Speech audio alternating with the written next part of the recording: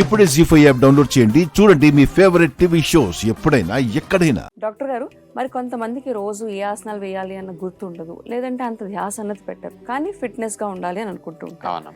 మరి అలాంటి కోరికలు ఉన్న వాళ్ళందరూ కూడా 10 minutes ప్రతిరోజు ఒక రొటీన్ ఫాలో అయితే బాగుంటుందని అనుకుంటారు. ఆ రొటీన్ ఏంటో ఒకసారి చూపిద్దామా? అలాగేనమ్మా.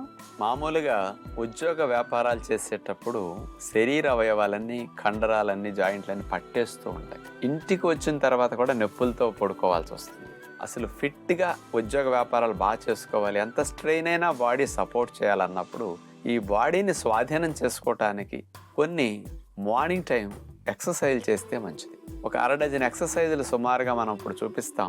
అవి ఏం చేస్తాయంటే కాళ్ళ దగ్గర నుంచి మెడ భాగం వరకు అన్ని భాగాలని, అన్ని జాయింట్స్ని, అన్ని కండరాలని, లెగమెంట్స్ని, టెండాన్స్ని అన్నిటినీ బాగా సాగతీసి రిలాక్స్ చేసే టెక్నిక్ అనమాట. ఫ్లెక్సిబిలిటీ బాగా వస్తుంది. డే అంతా మన మూమెంట్స్ అన్ని చాలా ఫ్రీగా ఉంటాయి. అలాంటి ముఖ్యమైన వ్యాయామాలు రోజు మానకుండా చేయదలిసినవి ఏవో చూడండి. తక్కువ టైంలో శరీరానికి ఎక్కువ బలాన్ని చేకూర్చే అతి ముఖ్యమైన 5 వ్యాయామాలను ఇప్పుడు మనం చూడబోతున్నాం. మొట్టమొదటగా వజ్రాసనంలో కూర్చుని మోకాళ్ళ మీద పైకి లెగుస్తాం. మోక చేతులు 2 నేల కానే విధంగా చేతులను అట్లా పెట్టేసేసేయాలి. 2 పాదాలను అట్లా పెట్టేసి పాదాలు మడవానకుండా పైకి ఉంటాయి. పర్వతాసనలాగా శరీరాన్ని పెట్టి ఆ రకంగా ఎక్సర్సైజ్ మనం చేయవలసి ఉంటుంది.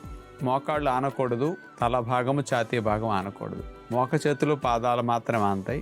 ఇక రెండవది, చేతులు వెనక ఆనిచ్చి మనం అట్లా కూర్చున్న తర్వాత పాదాలు కూడా ముందుకు పెట్టి 2 ఆనిస్తాం. చేతులు పాదాలు మాత్రమే ఆనుంటాయి. ఇప్పుడు సీటు భాగాన్ని పైకి లేపి చేతుల మీద బరువు పడేటట్టు చేసి మనం వెనక కొద్దిగా వాళ్తాం చేతుల మీదకి. ఆ తర్వాత చూడండి, కుడికాలు ఆని ఉంటే నేలకి, ఎడమకాలు పైకి అట్లా లిఫ్ట్ చేస్తాం. ఆ తర్వాత ఎడమకాలు ఆనిచ్చి కుడికాలు పైకి లిఫ్ట్ చేస్తాం. ఇట్లా ఆల్టర్నేటివ్ కాల్ని పైకి లేపుతూ ఉంటాం అన్నమాట. ఇట్లా కంటిన్యూస్గా ఒక కాలు ఆనిచ్చి మరో కాలుని అట్లా పైకి లేపుతూ 15-20 సార్లు చేస్తే ఇటు చేతులకి, నడుము భాగానికి చాలా బలం వస్తుంది అన్నమాట దీనివల్ల. ఇక మూడవదిగా, స్ట్రైట్గా నుంచుని చేతులు పైకి లేపి నమస్కార ముద్రలో పెట్టి మోకాళ్ళ మీద బెండ్ అయి మలాసన్కి ఎట్లా కూర్చోవడానికి మనం పొజిషన్ పెడతామో అలాగే పెట్టి మోకాళ్ళ మీద బెండ్ అయి మోకాళ్ళకి సమాంతరంగా సీట్ వచ్చేటట్టు బెండ్ అవ్వాలి. మళ్ళీ పైకి లెగుస్తూ గాలి పీల్చుకుంటాం, చేతులు చాపేస్తాం. మళ్ళీ కిందకి వంగుతూ చేతుల్ని కిందకి తీసుకొస్తాం. ఇదే విధంగా ఎక్సర్సైజ్ లాగా దీన్ని కంటిన్యూ చేస్తాం అన్నమాట. ఇక 4వదిగా వజ్రాసనంలో కూర్చుంటాం. చేతులు ముందు పెట్టి ఆనిస్తాం. ఒక పాదము, మోకాలు, ఎడమకాలు అట్లా నేల కానిచ్చేసి కుడి కాలుని గాల్లోకి పైకి లేపి గుండ్రంగా 0 చుట్టినట్టుగా కాలుని మనం అట్లా తిప్పవలసి ఉంటుంది. క్లాక్ వైజ్గా కాలుని అట్లా 5-6 రౌండ్స్ తిప్పిన తర్వాత యాంటీ క్లాక్ వైజ్ కాలుని అట్లా తిప్పవలసి ఉంటుంది. ఇట్లా కుడి కాలు చేసిన తర్వాత ఈసారి కుడి మోకాలు నేల కానిచ్చేసేసి ఎడమ కాలుని పైకి లేపి స్ట్రైట్గా పెట్టి ఎడమ కాలుని గుండ్రంగాను 5-6 రౌండ్స్ అట్లా చేసిన తర్వాత యాంటీ క్లాక్ వైజ్ ఎడమ కాలుని మళ్ళీ అదేవిధంగా రివర్స్లో తిప్పటం చేస్తాం. చివరిగా వజ్రాసనంలో కూర్చుని ముందుకు వంగి 2 మోక చేతుల్ని నేలకట్లా ఆనిచ్చేసిన తర్వాత పర్వతాసనంలో శరీరాన్ని అట్లా సీటు భాగాన్ని పైకి లేపుతాం, అట్లా లేపేస్తాం.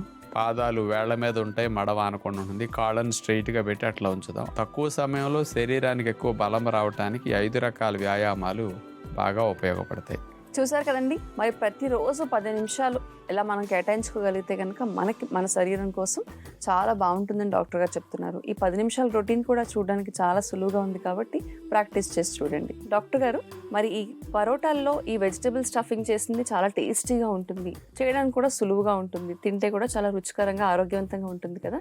దాంట్లో భాగంగానే ఈ క్యాబేజ్ అలాగే క్యారెట్ను ఉపయోగించి ఈ విధానం ఏంటో ఒకసారి చూద్దామా? అలాగేనమ్మా. సహజంగా రొట్టెలు, పుల్కాలు, చపాతీలు తిని కూడా మనకు అప్పుడప్పుడు కాస్త బోర్ కొట్టినట్టు అనిపిస్తుంది. క్యారెట్ చాలా మంచి దుంప. క్యాబేజీలో కూడా కొన్ని యాంటీ ఆక్సిడెంట్స్ బాగా ఉంటాయి. ఈ రెండిటి కాంబినేషన్లో పరోటా చాలా టేస్ట్గా ఉంటుంది. ఇందులో పెరుగు ఉపయోగించేస్తాం కాబట్టి పరోటా నూనెలు వేసి కాలిస్తే బయట ఆ గుడ్ బ్యాక్టీరియాలు పోతాయి. మనం మేగడ వేసి ఒక 5 minutes సన్న శాఖ మీద కాలుస్తాం కాబట్టి అలాంటివి నశించవు. అలా హెల్దీ వేలో పరోటాలని మల్టీగ్రెయిన్ పిండితో ఎలా చేసుకోవాలో ఇప్పుడు మనం చూద్దాం. క్యాబేజ్, క్యారెట్ పరోటా తయారు చేయడానికి కావాల్సిన పదార్థాలు: మల్టీగ్రెయిన్ పిండి 1 కప్పు, క్యారెట్ 1, క్యాబేజ్ చిన్న ముక్క, పెరుగు 1/2 కప్పు, నిమ్మరసం 1 టేబుల్ స్పూను, పచ్చిమిరపకాయ ముక్కలు 1 టీ స్పూను, అల్లం తురుము 1 టీ స్పూను, మేగడ 1 టేబుల్ స్పూను, వాము 1 టీ స్పూను, చాట్ మసాలా కొద్దిగా, కొత్తిమీర కొద్దిగా, పుదీనా కొద్దిగా. పరోటాల్లోకి మనం తీసుకున్న వెజిటబుల్స్ రెండుటిని ముందు క్యారెట్, క్యాబేజీని అట్లా తురిమేసుకుంటాం. ప్లెయిన్ పరోటాల్లో ఒట్టి పిండి, కార్బోహైడ్రేట్స్, క్యాలరీస్ వెళ్ళిపోతాయి ఫైబర్ తక్కువతో. అదే వెజిటబుల్ కాంబినేషన్ ఇస్తే పరోటాలు తిన్నప్పటికి కూడా లాభం ఎక్కువ వస్తుంది కాబట్టి కాంబినేషన్ ఇట్లా ఇస్తున్నాం. ఈ రెండుటిని అట్లా తురిమేసాం. ఆ క్యాబేజీ తురుము, క్యారెట్ తురుమును ఒక బౌల్లో తీసుకుని అందులో పుదీనా ఆకులు, పచ్చిమిరపకాయ ముక్కలు, అల్లం ముక్కలు, వాము, చాట్ మసాలా పొడి, వీటన్నిటిని క్యారెట్, క్యాబేజీ తురుములో అట్లా కలిపేశాక మల్టీగ్రెయిన్ పిండి ఒక కప్పు తీసుకున్నాం కదా, ఆ కప్పు అందులో వేసేసాం. దాంట్లో కొద్దిగా పెరుగు వేసేసి, నిమ్మరసం వేసేసి, పెరుగుతోనే పిండి కలుపుతాం. అంటే నీళ్లు పోసి కలిపేసరికి కొద్దిగా చప్పదనం ఉంటుంది. లైట్గా పులుపున్న పెరుగు కలిపితే ఉప్పు లేని చప్పదనం పరోటాలకు తెలియకుండా బాగుంటుంది. అట్లా పెరుగుతో పిండిని తడిపి పెట్టేసి ఒక హాఫ్ అన్ అవర్ అట్లా ఉంచేస్తే కొద్దిగా మెత్తబడి సాఫ్ట్గా పరోటాలు వస్తాయి.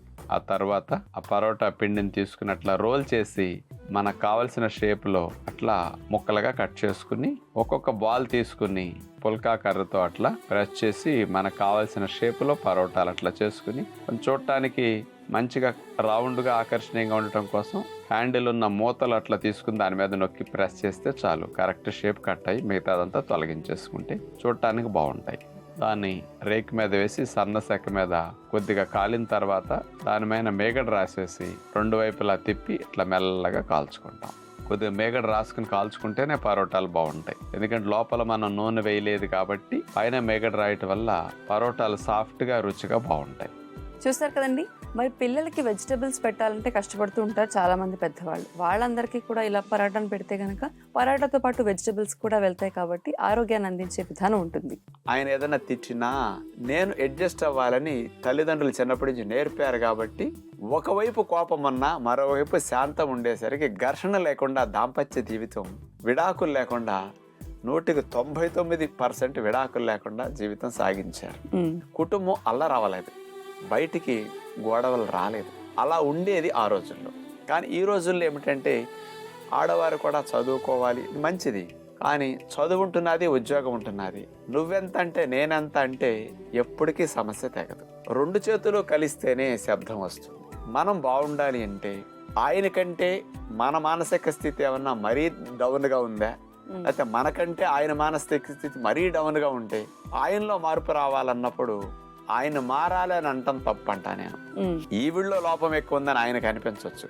ఆవిడ మారాలి అనుకోవటం ఆయన చేయటం కాదు చేయాల్సింది. ఆయన మార్చుకోవాలని ఆయన అనుకోవాలి.